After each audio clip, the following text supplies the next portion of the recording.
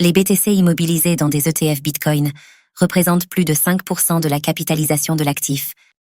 Avec plus d'1 million de BTC détenus par les différents ETF Bitcoin, ceux-ci représentent désormais plus de 5% de la capitalisation de l'actif. Qui sont les autres grands détenteurs de Bitcoin ?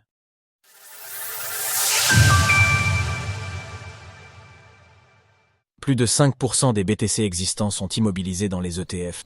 Si depuis le lancement de Bitcoin, ce sont plus de 19,74 millions de BTC qui ont été minés, une part non négligeable des 1200 milliards de dollars de capitalisation est aujourd'hui immobilisée. En effet, certains bitcoins peuvent être perdus ou être détenus à long terme par des whales, des entreprises ou des fonds d'investissement.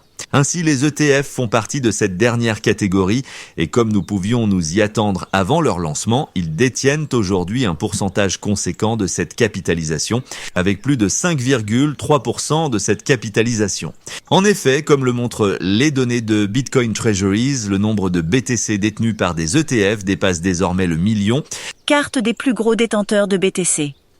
Tel que nous pouvons le constater ci-dessus, BlackRock et Grayscale représentent à eux seuls plus de la moitié de la capitalisation des ETF Bitcoin, avec respectivement 350 et 1454 et 220, 9181 BTC chacun. Les autres grands acteurs détenteurs de BTC. Si les ETF immobilisent une part importante des BTC, soulignons toutefois qu'ils ne leur appartiennent pas directement.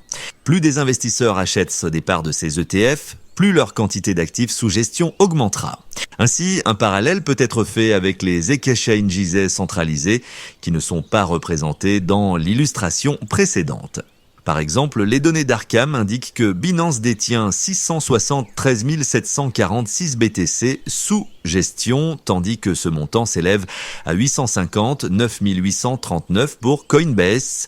À eux deux, cela représente non moins de 7,76% de la capitalisation boursière de Bitcoin. En revanche, il est des acteurs dont les réserves de Bitcoin sont moins importantes, mais qui, eux, peuvent en disposer à leur convenance.